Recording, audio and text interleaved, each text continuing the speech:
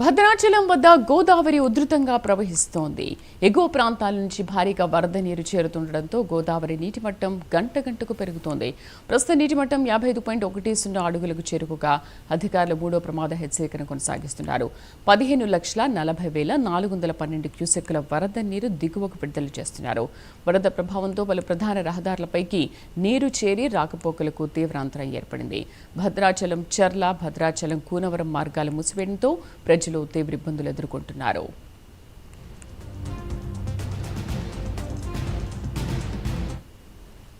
పూర్తి సమాచారాన్ని మా కరెస్పాండెంట్ రజనీకాంత్ అందిస్తారు. రజనీకాంత్, శ్రీదేవి, భద్రాచలం వద్ద గోదావరి పరవళ్లు తొక్కుతుందని చెప్పవచ్చు. పక్క ఉగ్రరూపం కూడా దాస్తుందని చెప్పవచ్చు. ఎగువన కురిసిన భారీ వర్షాల కారణంగా మహారాష్ట్రలో ఇంద్రావతి నది, దాంతో పాటుగా ప్రాణహిత నదులు కూడా పూర్తిగా పొంగి పొరలడంతో ఒక పక్క భద్రాచలం వద్ద గోదావరి మహోగ్ర రూపం దాల్స్తుంది. 55.90 అడుగులకు చేరుకుంది. ప్రస్తుతం 15 లక్షల పైచిరుకు క్యూసెక్కులు దిగువకు ధవళేశ్వరం వైపు విడుదల చేస్తున్న పరిస్థితి కనబడుతుంది.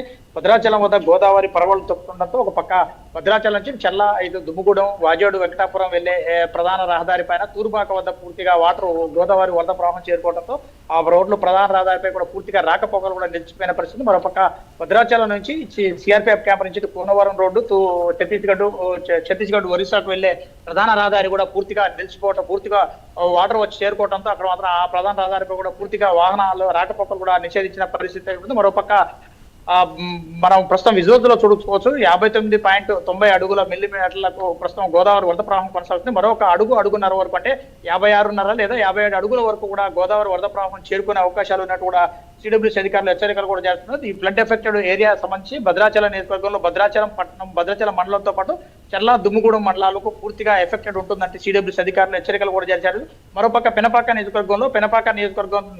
మండలంతో దాంతో పాటుగా చర్ల, పినపాక నియోజకవర్గంతో పాటుగా అశోపురం, మనుగూరు మండలాల్లో, బూర్గంపాడు మండలాల్లో మాత్రం పూర్తిగా వాటర్ పలు గ్రామాల్లో మాత్రం ముంచెత్తిందని చెప్పవచ్చు. దీనికి సంబంధించి కూడా ఇప్పటికే 9 పునరావాస కేంద్రాలు కూడా ఏర్పాటు చేసినట్టు కూడా సిడబ్ల్యూసీ రెవెన్యూ అధికారులు కూడా తెలియజేస్తున్న పరిస్థితి. ఎప్పటికప్పుడు పరిస్థితిని అంచనా వేసేందుకు మాత్రం రెవెన్యూ యంత్రాంగంతో పాటు జిల్లా యంత్రాంగం, ఇరిగేషన్ శాఖ అధికారులు ఎప్పటికప్పుడు మాత్రం అంచనాలు కూడా వేస్తున్నారు.